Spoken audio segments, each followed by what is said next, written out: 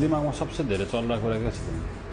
मलाई सबसे धेरै त्यसले सुट गर्छ, त्यसले चाहिँ कसरी डिफेन्स गर्ने, अनि त्यसले कतै गेम प्लान चेन्ज गरेर सुट गरे जस्तो गरेर माथि पन्च हान्न सक्छ। त्यही भएर जे पनि हुनसक्छ, सब कुरामा चाहिँ केयरफुल चाहिँ हुने।